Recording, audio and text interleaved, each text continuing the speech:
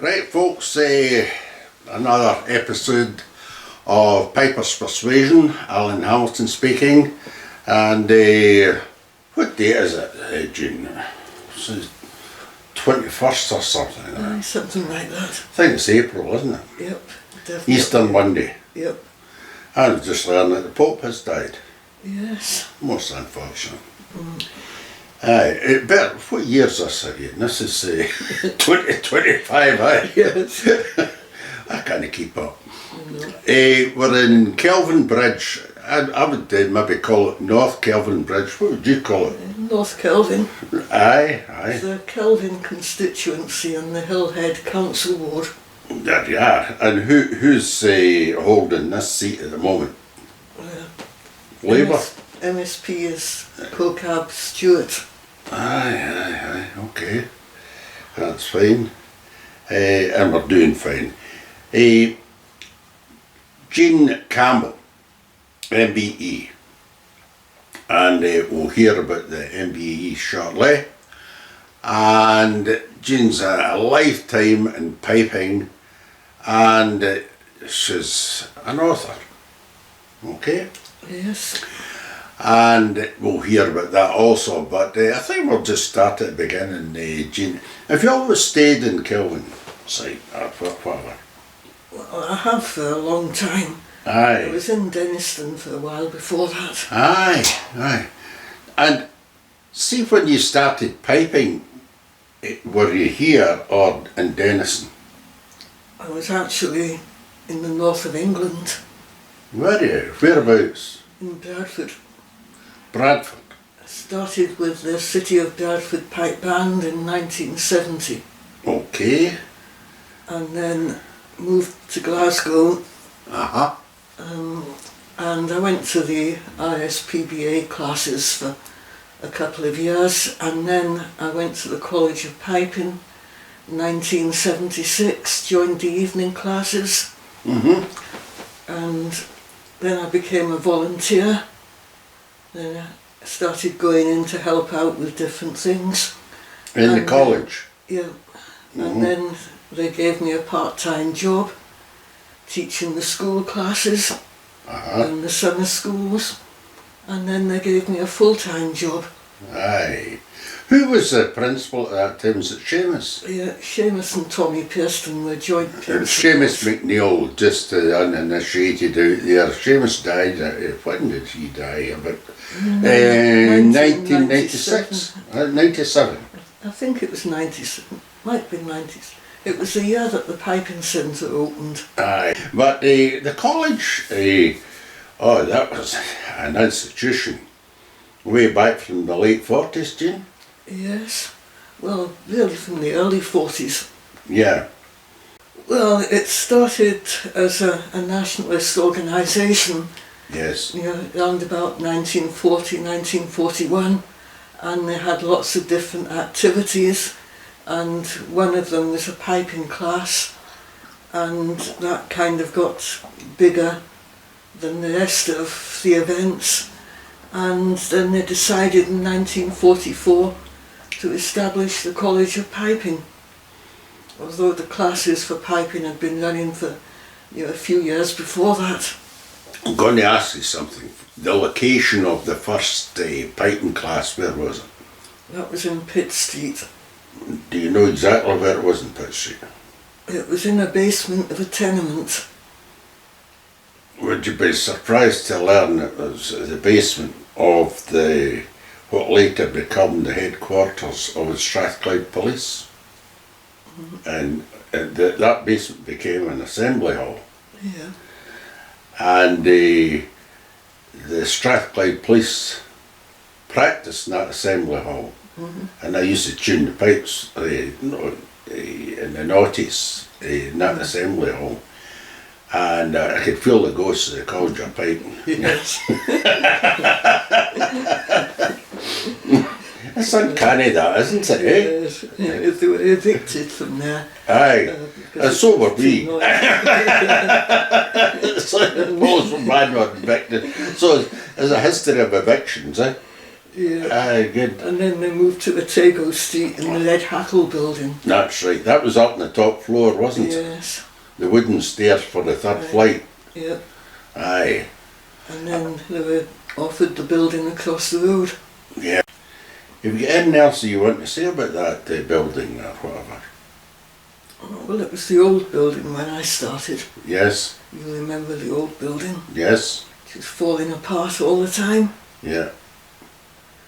But I do remember when I was going to it in the 50s, they had recitals up there. Yes. Famous pipers. Oh, and I'm talking the top class recitals and all the rest in that building. Yes, that would have been before the bit at the side fell down. Probably. No, but it's somebody's criminal amach that caused that, eh? There was a bit, you know, where you drove through to the car park. Yes. There was part of the building above there that was a line of cubicles. Aha, that's right. Yeah, and that bit was unsafe and had to be demolished. And then they sought out the new premises. Yeah, well, that was a long time later. Aye, a long time later. So, were you with the College of Piping right through that, time, but mostly in the new building, would that be correct saying that? No, it was in the old building from 1981 when I first started working during the day. Yeah. And then, when was it the Piping Centre opened? Is it 96? 96. Remember, 96, 97. I remember Seamus's famous last entry in the Piping Times. He was gnashing his teeth about the changeover and all this. He wasn't a happy bunny at all about how things had transpired. But all history now, and it's a successful organisation, the National Piping Centre. Right? Yeah, well, I was there for 2 years. Uh-huh. So I started just before the building opened. Right. So that would have been the end of 96. Yeah, and what were you doing there? Well, I was offered the job of setting up the shop. Uh-huh, yeah. And I was told that I'd also be in charge of the museum and the library. Okay. And then after a while I'd be able to pass the shop on to somebody else. Yeah. And you would just do research, writing, Yes. the museum and the library. That's what I was told anyway. And how did that work out? Well, it never really happened. I was still doing the shop 2 years later. Goodness sake. So, So who looked after the museum at that time? well, it was all sealed into the cases. It had been set up by the National Museums because it was all their stuff that was on display there. Uh-huh. And, the only thing to do as a museum was, take the money from the visitors and hand out the headsets. Right. Now, what happened ultimately to the museum at the College of Piping at Otago Street? Because I filmed that and it's in one of the Pipers'Persuasion interviews, or episodes should I say, and somebody took me around the museum, described everything that was in it and why it was there, and it was quite interesting. And I often wondered subsequently what happened to all that. Is it still there, or is it moved No, out? there's not a thing left at Otago Street. They stripped out absolutely everything. Uh-huh. And it's at the Piping Centre. Is it on display? Yeah, because the National Museum took back everything that they had. So they whipped out what it belonged to them, so... Yeah, well, just about everything that belonged to the National Museum. So the original museum stuff from Otago Street is now on display at National Piping Centre Well, Museum. some of it, not all of it. No, because there's quite a lot of it. Yeah. I think it was a bigger museum, was it not, at Otago Street, space-wise? Yeah, well, it kind of displayed more stuff because at the Piping Centre, they've got these big glass cases. Aye. It's like a set of pipes hangs in the middle of the case. Yeah. Whereas at Otago Street we had shelves. Aye. with pipes. So you're able to just be Yes. more compact about the displays and everything else. But And we didn't use have up proper space. fitted cases like they have down there. Aye. You know, we'd gone down to second-hand shops and Mm-hmm. collected cases wherever we could Right. and had a few given to us from other museums. Yeah.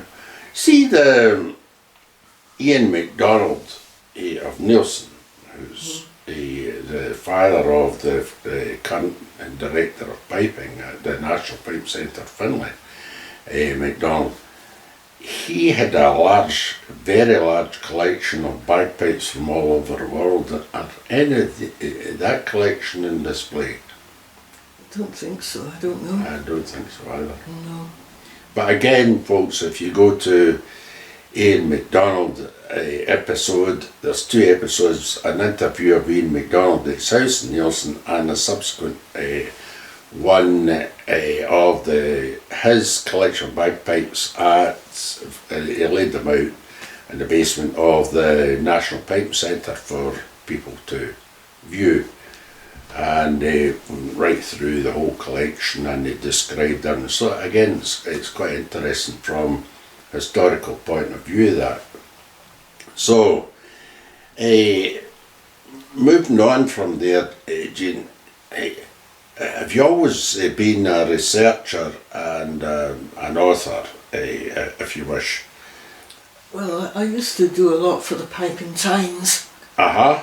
So I used to write a lot of articles, Yes. and you know, I was always interested in history. Yes. Has that been your life? Did you work at anything else at all? Well, when I left school, I was briefly working in the library. Mm-hmm. Then I was working in a museum, just for a summer job on Hadrian's Wall, Mm-hmm. and I had a few other jobs as well. Yes.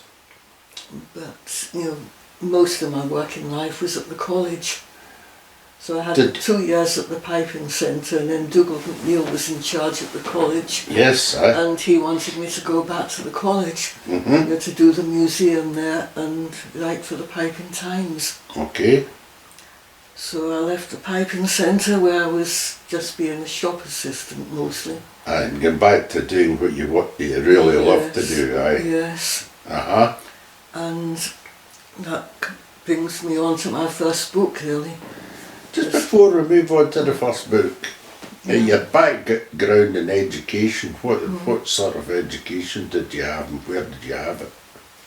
Well, I went to school in Bradford, Yes. went to a grammar school, Mm-hmm. took O levels, Yeah. got 9, Mm-hmm. and then left school. Okay. So that was education. I didn't ever go to university or college or anything. You've been successful there. But I always liked writing stuff. Yeah. I So, used to write stories. you've got books there. Describe it. Is it the first book you wrote, or what? Well, is it? the first was The Bagpipe Makers, but that started as a series of articles in the Piping Times. Yes. And Dougal McNeill was interested in it, and he was doing one every month in the Piping Times. And I had masses of material, and then Dougal decided to retire. Robert Wallace became the editor, Mm-hmm. and he didn't want any more of those articles. I see. So I thought, I'm not going to waste all this stuff. No. So I thought I'll put it into a book. Have you got the book there? That was the very first one. Yeah. So, there is, folks. And in the website, which I would strongly exhort you to look at rather than YouTube, I will list these books and show photographs of the titles, and you'll be able to move on from there. And so, tell us a wee bit about this book, just briefly. Well, it came out 2001, Mm-hmm. and I think it was, I checked it. Yep, 2001, Aye. and it sold very well, and it sold out. Yeah. So, So, is it completely, did you get it reprinted or anything? well, I did a slightly larger version, Okay. which is that. Yeah. So, when did this come out? I've got a piece of paper somewhere over No, there it with doesn't the matter. dates. Just roughly. 2011. Ah, so some 10 years later. Yes. Yeah. Well, So, I put quite a lot of extra material into that. okay, that's great. Now, could people purchase this book? That is out of print at the moment. That's out of print as well. Yes. So, it's difficult to obtain a copy of either of these two books. It will eventually be reprinted again, but Uh-huh. after that was this one. That was additional material. Again. Yes. Yeah. So it was getting bigger. Uh-huh. So, So that's what a lot more makers, not well-known makers, but some quite obscure ones. uh-huh. That's 2017, I think. 2017, yes. And I've now been working on combining the two books into one, adding a bit extra, Mm-hmm. and it should be ready to get set for printing before too long, I hope. I see, just opening a page at random.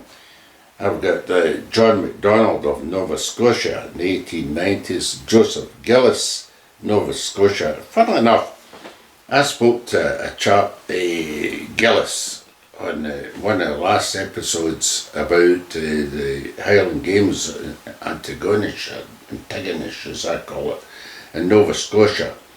And Gillis was the main interviewee. So it's funny that that name comes up again, spelt the same way, Gillis. And then we've got a chap Morris in the 1890s, Melbourne, Australia, and then across the page, John Robb of New Zealand. So there's plenty of overseas stuff there as well. Yes. Aye, that's very interesting. Well, are a lot of these people successful, not only in making but actually selling their products or whatever? Well, some of them only lasted a few years. Uh-huh. They didn't make a lot. It was kind of a hobby for quite a lot of people. Aye. But if there's anything around with their name on, Yeah. I've included them. Yes, absolutely. And was there see the materials that, for making the pipes, blackwood or whatever, what kind of wood was predominant? Or did anything strike you about the wood that you used when you did this research? In the early days it was crocus wood and ebony, and then African blackwood came in around about the 1880s. Okay. Uh-huh.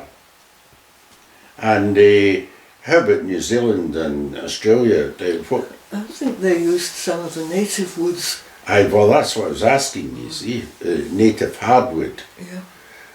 And I wonder how successful that would be. I don't know. Aye. Is there any sort of maker stands out there that produced a fabulous instrument at the time or whatever? Well, there's the famous ones, of course. And can you just describe it? MacDougall, of course. Mm-hmm. That's what everybody seems to want. Aye, and tell us a wee bit about MacDougall for the folk in Brazil and all the rest of it. I don't have it all in my head. No. Aberfeldy? Yes. Okay. Perth at one time, Uh-huh. then Edinburgh briefly, Uh-huh. and then Aberfeldy. The same guy. And just moved about. Same family. Aye, same family. Aye, right, aye. And what's the predominant feature about the MacDougall Aberfeldy? Can you recall anything about that? Well, I've got pictures in the book. Aye. The The sound quite mellow off the drones? I'm not an expert in sound. Okay. I do the people more than the instruments. Okay, so see the Highlands, you know, it's a great Highland bagpipe. Were there many makers of the Highland bagpipe in the Highlands over the years? Some in Inverness. Mm-hmm. I would say predominantly it would be Glasgow and Edinburgh. Right. Is that because that's where they could sell the most bagpipes because of the conurbation sort of thing? Never really thought about that. Okay. When you think, Henderson, Loy, Yeah. Glen, Mm-hmm. all the really big makers were in the cities. Glen was Edinburgh? Yes. Yeah. Grove Street, I think, in Edinburgh, is that right? Grove Street was this, that's still there, bagpipe making shop, Marcellus Gate, and it's closed, of course, it's been closed for so many years, you know. Aye, funny. Right, moving on, another book. Oh, that was a project we did with the SPA. Can you just tell us the title? That's G.S. McLennan on the front, and it's Pipers and Pipe Music of the Great War. Pipers and Pipe Music of the Great I don't War. know if you went to any of the recitals, but we had a series of recitals starting in 2014. Okay. We got money from the Heritage Lottery Fund, and we did all the different regiments, and it was held in the College of Piping. Right. And we had a speaker and 2 pipers each time to do the solo piping, and a quartet of young pipers that played the regimental tunes. So did you pick a different regiment at each time? Yeah, sometimes we had 2 regiments in one night. First night we had the Argylls, and then we went through all the different regiments. Did Ian McLaren, he had something to do with the Argylls and... yes, he was in the Argylls. That's right. Did he contribute to that particular episode? Well, this was First World War, and he's not as old No, as but did he speak? No. No, okay, I just wondered. Because they brought out a music book, a bagpipe music book of the Argylls, and it's a very successful book. Yes. Yeah. For the Argylls we had Alistair Henderson playing John McClellan of Dunoon's pipes. That was his great uncle. Okay. And we had Stuart Liddell. Okay. Because he had Argyll connections, his grandfather Ronnie McCallum. So they were the 2 pipers, and they played tunes composed during the First World War. Yeah. And we had Colin Campbell, former MSP, and he's an expert in the First World War, so he did all the talking. That'd be handy. So we've got biographies of all the different pipers in here, which I wrote. That's the excellent. Stories of the tunes. Aye. That's sold out as well. You would think that it's quite a thin book, but the font is probably nearer 11. So there's plenty of information crammed into each page here. Yes. Aye. So an interesting read, especially if you're interested in one particular person. You've got the stories here. Excellent, excellent. And what's it, this large tomb here? The monster, the pipe bands. Right. You see how big this book is, aye? Yeah, it just kept getting bigger and bigger. Tell us about that book. How did that come to be? Well, I just started writing articles about different bands. And then I kind of put it all together, and it just kept getting bigger. And that's how it ended up, so... Aye. So give us an example, would you?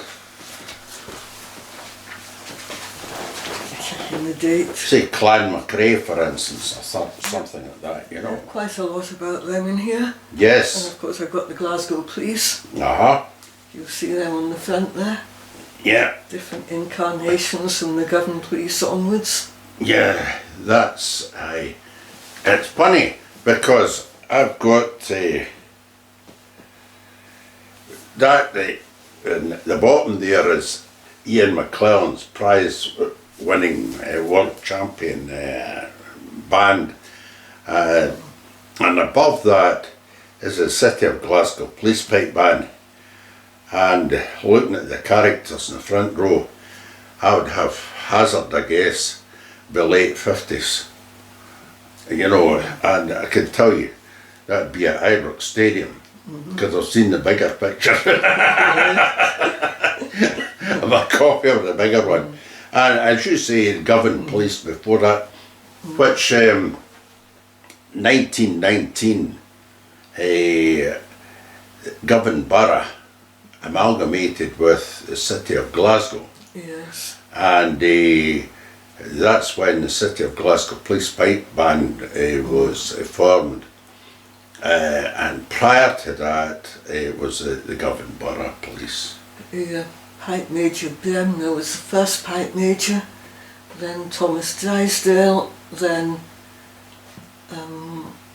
well, for quite a long time it was Hutchin, Aye, Alistair Hutchin, yeah. and then Willie Gray. Willie Gray, yeah. Willie Gray was in the police before the war, then he was away with the Argylls. Yes. He and John Seaton were both in the Argylls, came back afterwards, became the Pipe Major. Mm-hmm.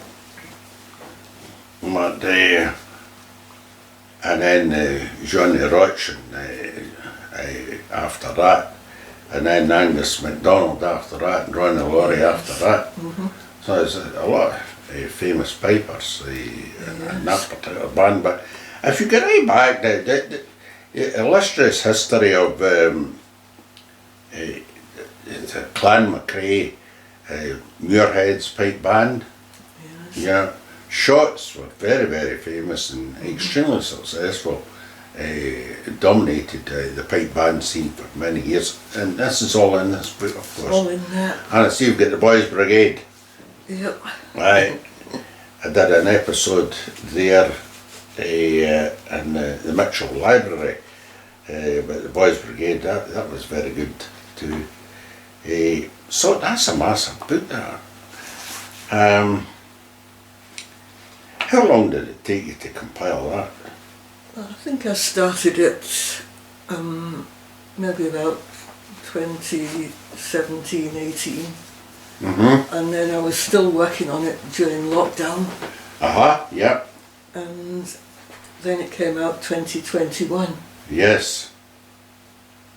It's amazing. And as of course it'll still be in print and obtainable.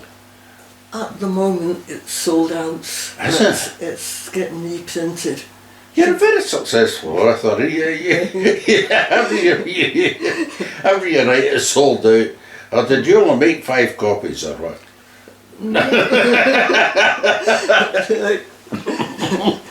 I think it'd be about 500 of that one. Yes. First pipe makers I had over 1,000, That's amazing. and then second one was another 1,000, I think. And you go and get a reprint of that It should be going to the printers tomorrow. tomorrow. So keep your eyes open, folks. But how much are you charging for it? Well, I think the shops have been retailing it at £30. £30. There you are.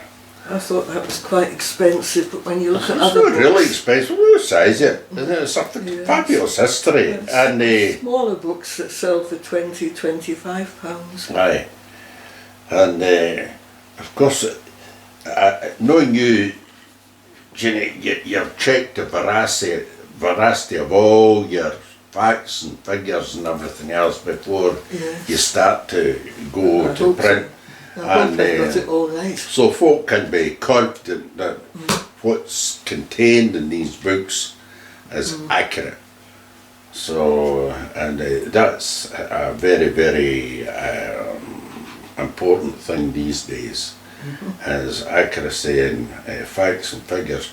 When you get all sorts of fanciful things printed every day now, especially on social media. So that's a book, that's great. Did you get anything else in the pipeline that... Yes, I've plenty.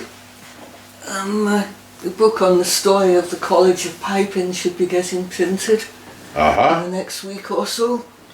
Well, that should be interesting. Yes, you'll all be in it, you'll be in it. Pictures of you at summer schools. Aye, when I was about 13 or something. Yes. And I'd hair. Yes. I wasn't going to say that. I saw a photograph a while ago and I obtained a copy. It was at College of Pipe and Summer Schools in it was Carbist, near to about 5 miles away from Portree. There's 2 Carbists, I think, in Skye, if I remember correctly. And this was a primary school. We all went there, and I'd never been to Highlands before, and get packed onto the train at Queen Street or some place like that, and up to Mallaig, and we took a steamer right round into Portree and got a bus with a long nose in front of it out to this school. There was a Danish guy, he turned up in the train. Seamus introduced him, just planked him down amongst us, and they look after him. So he had his birthday while he was in the summer school in Rainbow. It was July, of course, it always rains in July. And rained the whole time, and the bread was blue and mouldy. I'd never seen bread like that before. And the food was atrocious. By the 13, you just eat anything, and it was, stuff was still in ration and all that sort of stuff, I think I've got that man in the book. Aye, but the funny thing was he had his birthday, right, and it was wee Jimmy Wilson. Yes. Jimmy was a jack of all trades, and he was a piper. He played the accordion, if I remember. He brought his accordion. I don't know how he managed all this junk. Anyway, and during the night he sat up and he made a kilt for this Danish guy. In the book. Right? Jacob somebody is name. Jacob, that's right. And so Seamus and Jimmy presented Jacob with a brand new kilt on his birthday. I think that's amazing. Jimmy Wilson could speak a bit of Danish, I think. He could speak Norwegian because he'd been in the war and this, that and the next thing. He'd been parachuted into Norway that's amazing. To help the resistance. But that was the first summer school had been at, and they taught us the Lord's Prayer in Gaelic. There's a photograph of that as well. That's amazing. It's written on the blackboard. Aye, written on the blackboard, and Seamus took us right through it, and but it was quite a good summer school, and of course they had folk from Manchester, Pauline and sisters. No, Janet wasn't there. Pauline attended the first one from the Rose Fletcher's pipe band in Manchester. I still keep in touch with Pauline yet, But Evan Mackay, that was another character. Yes. Evan, I've got to tell you this wee story. Evan, Owen Nash told me that Evan had gone up to the local shop and purchased all the sweeties out the shop. I cleaned out the shop, all the sweeties, because his mother kind of spoiled and gave him money, and went back to where the summer school was in this school, and proceeded to sell all the sweeties at double the price. Yeah. It's been hung dry the corner. You remember Evan's mother, of course. Oh, aye. She was a famous woman. What was that? Delina. Yeah, Delina Mackay. Famous real. A great reel, that, the competition reel, and the police band played it. And it was adapted for the medley by Duncan Nicholson. Very, very successful. But Delina, she's a blue rinse lady, and she used to sit with another lady at the entrance of the Saturday evening piping club in the Highlanders and take the money. Yes. Aye. Yeah, she was the treasurer for a long time. Aye, sure. And Flora McNeil was the Flora secretary. McNeil, aye, that was the other one. Aye, it's amazing.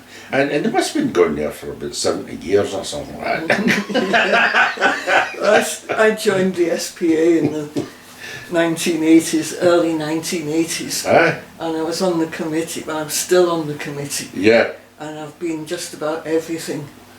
Yeah. I was president for a long time. You were? I've been the treasurer. Yes. I've done secretary and treasurer at the same time when we didn't have anybody else. Yeah. I'm still a committee member. So the Scottish Pipers Association, just tell folk about that. Well, that began in 1920. That will be in my next book. Okay. I'm doing piping competitions. So I'll be covering the SPA competitions. Aye, but it started at the Highlanders. Supposedly started in the back shop at Peter Henderson's. Okay. Right. John McDougall Gillis was the manager there, Right. and people used to go into the shop to see him. What happened? And then, well, they moved out from there, had meetings in various different places, and then into the Highlanders. They had competitions in Pearce Institute, Yes. McClellan Galleries, Mm-hmm. Woodside Halls, Right. lots of different locations. Yes. And more recently, when the Highlanders closed, Palace of Art, and then Smithycroft School, Right. and then the Glasgow Academy for about 17 years, Yes. and then the College of Piping when the new building opened. It was always a successful competition, one of the big competitions of the year. Yes. Lots of people took part, famous pipers, every year. And it wasn't graded, nothing was graded until the 70s. Yes. Aye.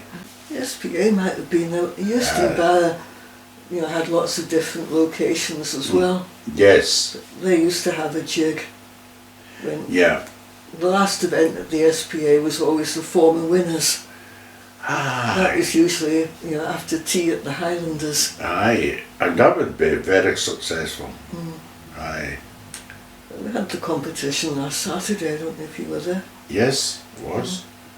And you had it in 2 locations, or is that right? We were using 3 different rooms at the Piping Centre. Yes, We aye. had the A, B and C and the former winners.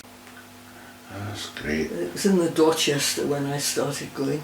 Competitions were in the Highlanders, but Yes. the club nights were at the Dorchester. Aye. And where are the club nights presently? In the Piping Centre, in the basement. In the, yes, in First National Pipe Friday of the Centre. month. The same as the veterans. Then in the afternoon. That's in the afternoon and a Friday. Yes. And that again is in the basement of the National Piping Centre. Yeah, same room. I'm allowed to go to that because I'm a veteran. And it doesn't matter how bad you are, you can still go and play a tune, Yeah. But I've been thinking of going for a while, but I've never actually got round to it. what about Peever? Did you ever have much an interest in Peever, Jeannie? Yes. Aye. I used to learn the set tunes every year, Did you?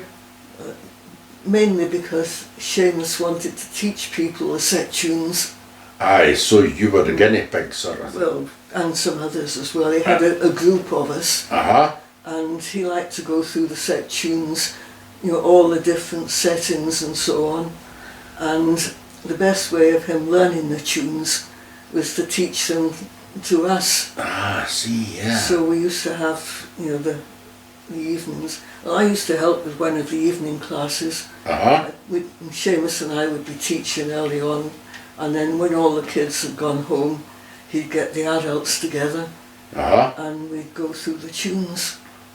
That's interesting. So it made it more interesting going to Oban and Inverness, Aye, listening to the Gold Medal when you were familiar with all the set tunes. Yes, aye. Have you kept that up, or have you let that one slide away? Well, Douglas McNeill used to do a night through in Edinburgh at the RSPS rooms once a month. Yes. Or was it once a fortnight? Pipers'Persuasion, he called it. Okay. And it was people that just went along and played a tune. Aye. And no criticism. And, just played for enjoyment. And there's not much of that going about these days, is there? No. I stopped going there when Dougal. Do you still have a tune in the pipe? Yeah, sometimes. Good. And have you learned any Pievers recently? No. Aye. What about the Pievers Society? Did you ever have an interest in that? Yeah, I've been a member of that for a long time. Aye, as have I. Seamus recruited me for that. Back then you had to get somebody to propose and second you. Aye. It wasn't just you paid your money and you joined. Aye. So they allowed me in because I didn't think anybody would propose me, but I paid my money and I got in, Anyway, I was at the last conference and it was very successful actually. Yes, I've been to a lot of the conferences. Very successful conference. I think you'd agree piping's booming these days, isn't it? Yes. When did you stop teaching? Well, I wasn't, when I went back to the college after the piping centre, I didn't do a lot of teaching then. I'd done quite a bit of teaching before that, before I left the college. Because I used to do the evening classes, some of the daytime tuition, and the schools, Glasgow Academy, Kelvinside Academy and the high school. And I did a school in the north of England for a while as well. Sedbergh School, a boarding school, went down one day a week. That's amazing. But that didn't last terribly long. They got somebody from Manchester to go and do it instead. Aye. Because it was a long way. Aye, it would be. Just for one day. Yes. Aye. We used to set off at 7 in the morning. Did you ever have any other interests in, it's the Northumbrian pipes or small pipes? Yes, I've been a member of the LBPS since it started. Almost. Got into that 1983. Okay, good. They used to have the meetings in the college. And at first Seamus was unlocking the door for them, and then he couldn't go one Saturday, and he said to me, "Are you doing anything tomorrow?" And I said, "No." And he said, "Well, can you open up the college for the Lowland Pipers meeting?" So I did, and became a member. Aye. And do you Yes, I play small pipes. have you got small pipes rather than small pipes. Aye, because I've a set of small pipes and I play this bellows. The bellows, once you get practice, it's fine, it's a nice thing. Yes. What key do you play in? I've got the combined set A and D. Okay, you've got the Northumberland pipes. How much different are they from the small pipes then? A completely different fingering system. Is it? And they like the music differently as well. Upside down. Well, it's kind of a line lower down. Aye, and there'll be keys and all sorts of rubbish. Yes, you've got all the extra keys. You can play tunes that you can't play on the Scottish pipes because you've got the extra notes. Aye, if you want to play these tunes, that is. But it's a bit of a range, isn't it? I got them just because somebody was selling them, and I thought, Jeannie, you've done a power of work over the years, researching, nobody else has done this, the history of the bagpipes and bands and makers and all the other stuff. Plus you've been very active in the background, administration of colleges and SPA. By the way, nobody else will take on that task, and everybody takes it once ready after about a year or so. And so you're to be commended for all that. Was that the basis of the MBE? yeah, that was for services to piping. Yes. Tell us about your day, your MBE, the day, the presentation. Where did it happen? Well, I was offered Buckingham Palace. Yes. But I didn't want to go all that way. Yeah. And they said the alternative was a local presentation, so I opted for Holyrood. Okay. And it was in July because the Queen always spends a week there. Okay, good. So just went through to Holyrood Palace. And it's always the Queen that does the presentation there. That's great. And well, you just go there and they line everybody up. They show you how to curtsy, and they kind of fix a hook on your dress, and then you're all lined up and you're announced and you go in and you kind of rehearsed, and you have to, when your name's announced, you have to walk forward and stop in front of the Queen. She's standing up on a dais, and you have to curtsy and then step forward, and the first thing she says to you, you have to call her Your Majesty. The second thing, you have to call her Ma'am. And the third thing, Ma'am. And then when she puts her hand out for the handshake, that means that you've finished. And you've got to curtsy again, step backwards 2 steps, and then walk out the other end of the room. Because she hangs the medal on the hook. She doesn't have to fiddle about with pins and things, and then they take it off you and take the hook off and put it in a box and give it to you. It reminds me of like a promotion parade in the polls. Yes. You get 32 seconds and that's you, you're married. So you get the 3 questions and that's it. Did you get let's see the I'm not sure the focus. There you are. There's no many of these in Pipers'Persuasion, by the way. You get a big certificate as well, signed by the Queen. Excellent. And did you get a Paris bun and a cup of tea or No, not a thing. Not a thing? In the room we were waiting in, there was water or I think it was apple juice. That was it. Did you get a wee backhanded going by yourself at dinner somewhere around that? No. No.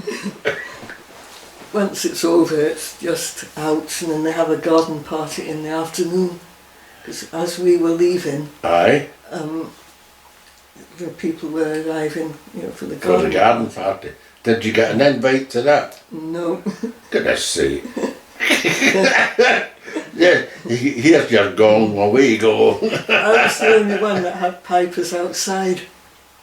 Is that right? Yes. Aye? I didn't know it was going to happen, but What happened? Tell us about that. I didn't know about that.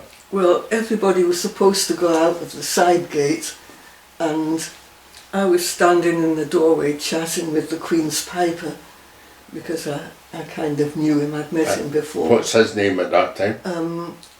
It was Scott Methven. Scott Methven, Sovereign's piper. Yes. Yeah.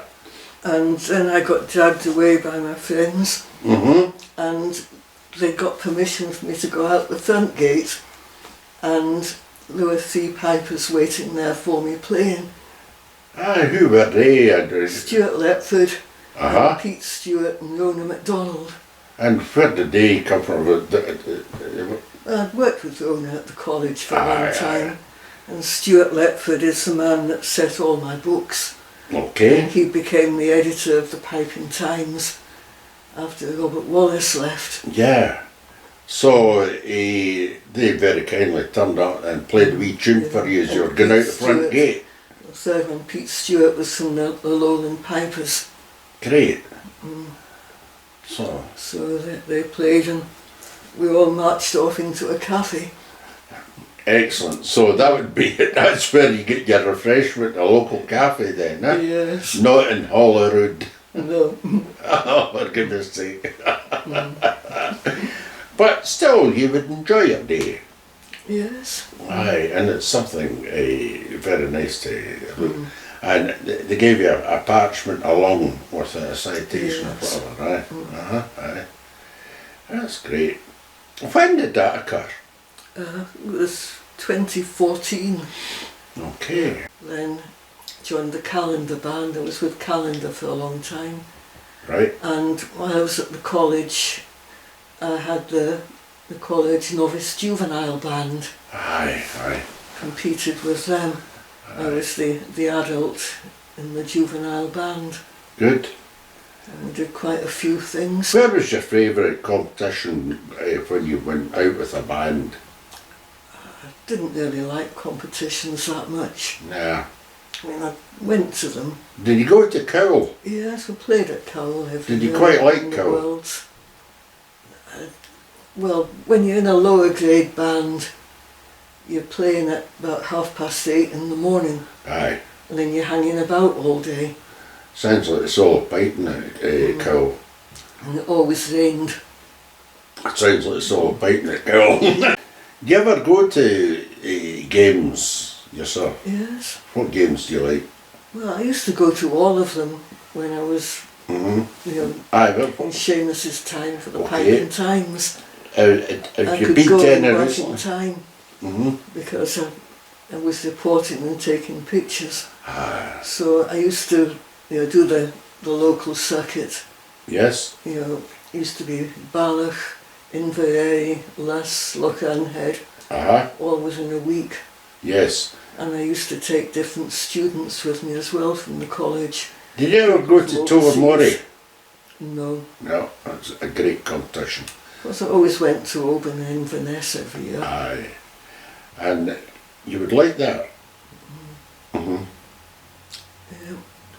Did you ever listen to the gold medal, sit in the gold medal competitions? Yes. Yeah.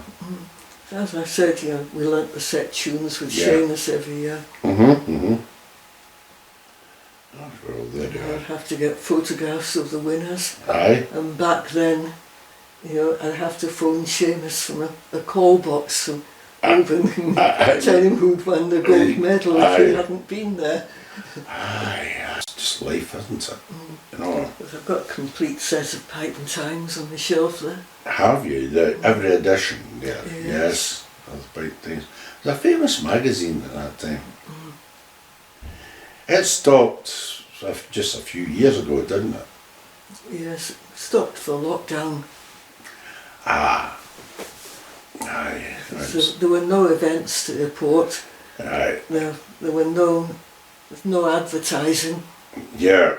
So it was just a died a death. All the makers of, they were all not able to advertise. Yes. And there were no events, and none of the games were putting in adverts. Yeah. And there was no competitions to report. Aye. And they thought they'd start it again afterwards, but it just finished up being.